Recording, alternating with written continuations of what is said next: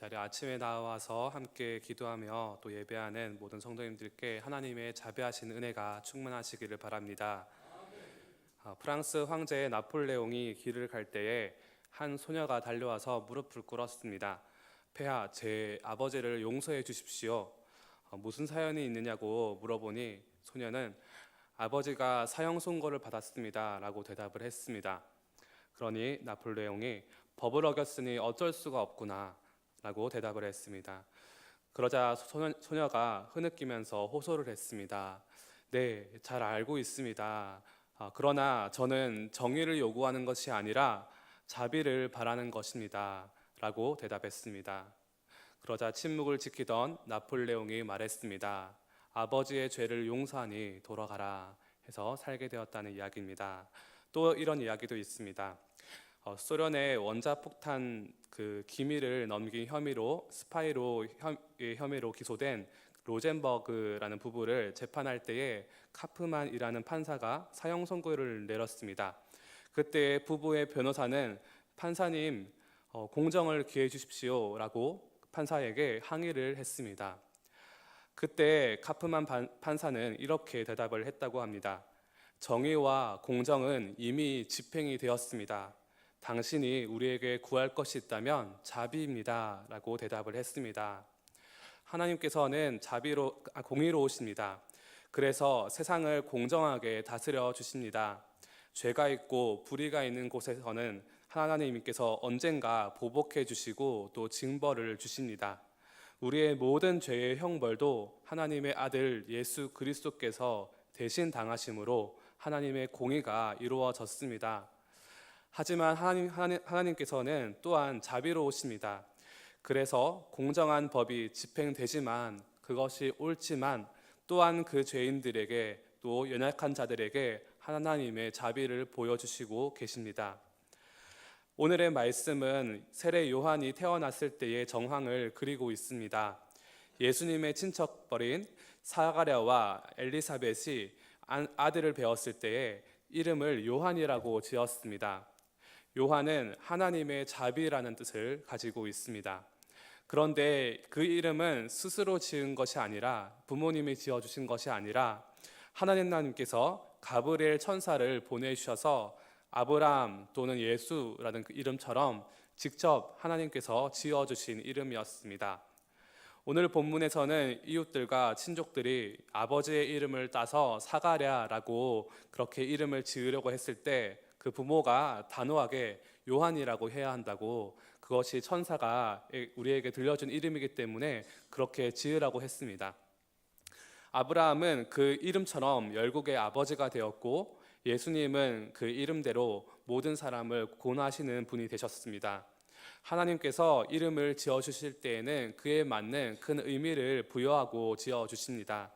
세례 요한은 예수님이 오시기 전에 사람들의 마음을 준비시키는 역할을 감당하게 되었습니다. 그래서 세례 요한은 그 하나님께서 앞으로 하실 일이 어떤 것인지 그 일의 성격이 색깔이 무엇인지 보여주는 예고편과 같은 역할을 감당하게 되었습니다. 그런데 그 요한에게 하나님께서 하나님의 자비라는 이름을 주신 것은 하나님께서 앞으로 하실 일이 또 그 인생을 통해서 보여주실 일이 그 그리스도의 일이 하나님의 자비를 나타내는 일이기 때문에 이런 이름을 주셨습니다. 아버지 사가랴는 이 요한에 대해서 이렇게 예언합니다. 76절에서, 오늘 본문은 아닙니다.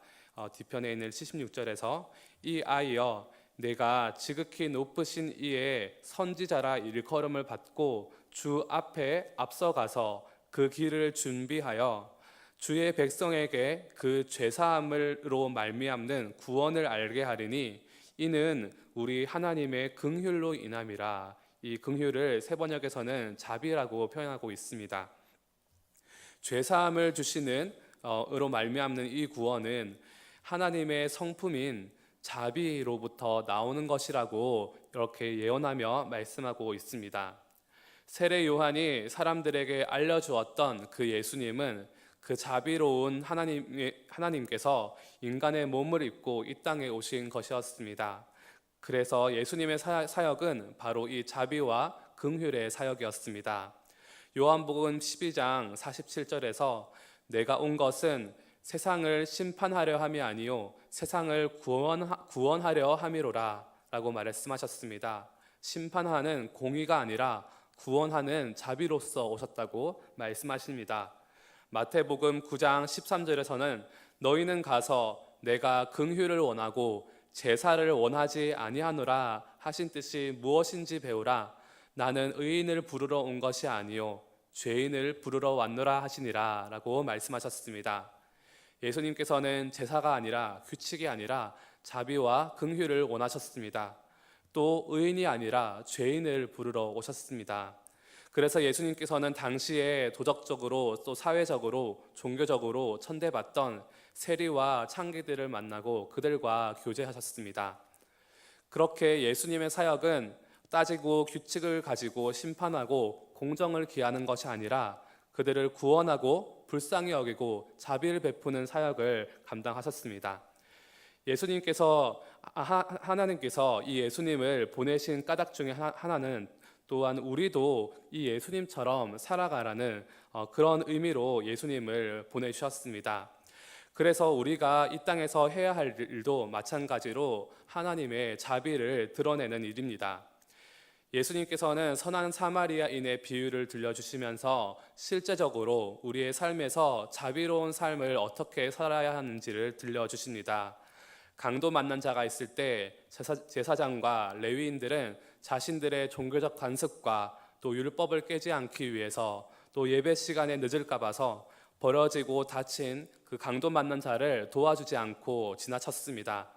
그런데 강도 만난 이 자를 불쌍히 여기고 또 자비롭게 도와준 사람이 있었습니다. 유대인들에게 판단과 정죄를 받는 사마리아 사람이 바로 예수님께서 말씀하신 자비를 원하고 제사를 원하지 아니한다라는 말씀을 이루는 그런 삶을 살아가는 자의 모습이었습니다. 어느 연구팀이 캠프에서 남자 아이들을 무작위로 두 그룹으로 나누었습니다. 그리고 한 아이를 불러서 돈을 주었습니다. 그리고 양쪽 편 그룹에 가서 아이들에게 돈을 나누어 주라고 그렇게 이야기를 했습니다. 처음에 연구팀이 의도했던 실험은 이 두 그룹을 아이들을 무작위로 나누어서 그들의 경쟁을 부추겨서 자기 편 아이들에게는 돈을 많이 주고 또 상대편의 그룹 아이들에게는 적게 주지 않는지 그런 것을 관찰하려고 실험을 했습니다. 그래서 돈을 나누어 줄 때에는 똑같이 나누어 주라라는 지시를 하지 않고 알아서 마음껏 나누어 주라고 그렇게 지시를 내렸습니다. 그리고 또 단계를 설정했습니다. 첫 번째에는 그냥 조금 나눠주고 나서 그 다음 두 번째부터 경쟁을 조금 부추기고 난 뒤에 나눠주라 하고 그 다음에는 그 경쟁이 격해졌을 때 나누어져서 이렇게 단계별로 얼마나 그것이 심해지는지를 살펴보려고 했습니다. 그런데 연구팀이 전혀 예상하지 못한 결과가 나타났습니다. 아무 경쟁 의식이 없는, 그래서 무작위로 그냥 두 그룹으로 나누었던 그 그룹에서 한 사람씩 택해서 이렇게 돈을 나눠주라고 했는데, 그런데 자기가 속한 그룹의 아이들에게 첫 번째 단계에서부터 돈을 많이 주고 다른 그룹에 속한 아이들에게는 돈을 적게 주었던 것입니다. 아직 경쟁 의식도 없고 그 그룹과 특별한 관계가 형성된 것도 아닌데 무조건 그냥 두 그룹으로 나눈 것임에도 팔이 안쪽으로 굽는다고 자기가 속해 있던 그룹의 아이들에게 돈을 많이 주었습니다. 편을 가르고 또 나와 관계 있는 사람들, 또 관련 있는 사람들, 그런 사람들을 이웃으로 여기고 그런 사람들에게 잘해주는 것이 바로 우리 사람들의 본능과 같은 것입니다. 그래서 자비를 베풀 때도 내 편인 사람들에게 자비를 베풀 때가 있습니다. 예수님이 선한 사마리아인의 비유를 말씀하셨을 때는 내 이웃을 내 몸과 같이 사랑하라 라는 계명을 가지고, 그러면 내 이웃이 누구입니까? 다시 말해서 내 편이 누구입니까? 라고 나는 그런 질문에 대한 답으로서 예수님이 이 비유를 들려주셨습니다. 그런데 예수님은 질문자의 의도대로 누가 내 이웃인지, 또 다시 말해서 누가 내 편인지를 말씀하지 않으시고 내가 누구에게 이웃이 될 수 있는지, 내가 누군가에게 이웃이 되어주라고 주객을 바꾸어서 이야기를 들려주셨습니다. 우리가 이웃에게 자비를 베푸는 것은 자비를 베풀 만한 내 이웃이, 또 내 옆 사람이, 우리 집 주위, 또 내 가족, 또 나와 비슷한 사람 등등 그 사람이 누구인지 알아보고 따지고 계산하는 것이 아니라 그 사람이 옆에 있던 멀리 있든 또 흑인이든 백인이든 내가 경멸하는 그런 유대인이든 나약한 자, 불쌍한 자, 강도 만난 자, 그런 사람이 있다면 누구든지 차별하지 않고 그들에게 가서 예수님의 말씀대로 가서 이와 같이 하면, 그렇게 자비를 베풀면 내가 그들의 이웃이 된다고 말씀하고 계셨던 것입니다. 그리고 우리는 그것을 통해서 내 이웃과 내 이웃을 내 몸과 같이 사랑하라라는 계명을 이루게 된다고 말씀하고 계셨습니다.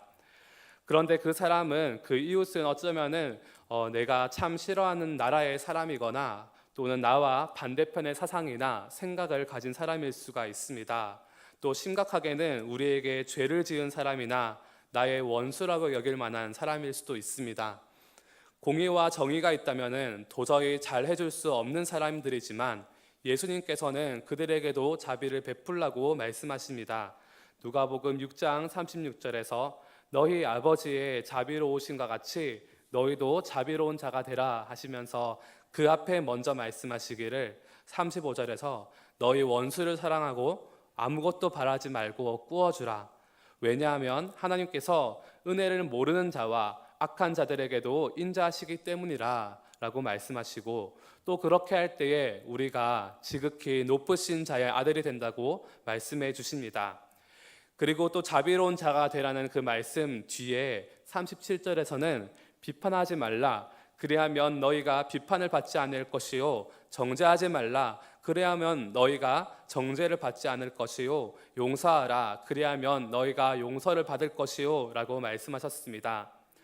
우리가 비판과 정죄와 판단을 멈출 때에 우리는 우리에게 잘못한 사람, 또 우리가 선입견을 가지고 보는 사람, 또 은혜를 모르고 악한 자들을 비로소 하나님의 눈으로 바라볼 수가 있습니다. 그리고 그들에게 하나님께서 행하신 것처럼 자비를 베풀 때에 우리는 비로소 내 이웃을 내 몸과 같이 사랑하라 라는 계명을 이루게 되고, 또 예수님의 사역을 우리도 함께 감당하게 되고, 또 우리는 지극히 높으신 하나님의 아들이라고 일컬음을 받는다고 말씀하고 계십니다. 2015년도에 미국의 ABC 뉴스에서 이라크의 기독교 도시라고 할 수 있는 카라코시에 살던 10살 되는 난민 미리암이라는 소녀에게 인터뷰했던 것을 공개를 했습니다. 이 아이는 이제 카라코시라는 그 도시에서 떠나서 난민촌에서 생활을 하고 있었는데, 인터뷰에서 이렇게 이야기를 했습니다. 그 IS 때문에 돈과 집 등을 잃어버려서 속상하지는 않습니다. 그리고 그런데 교회와 땅을 잃어버린 것은 슬픕니다 라고 이야기를 했습니다.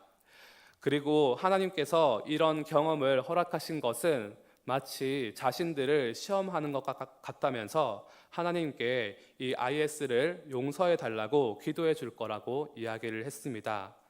그래서 인터뷰하는 사람이 너도 용서할 수 있겠느냐고 IS를 그렇게 질문하자 확신에 차서 그는 그렇다고 대답을 했다고 합니다.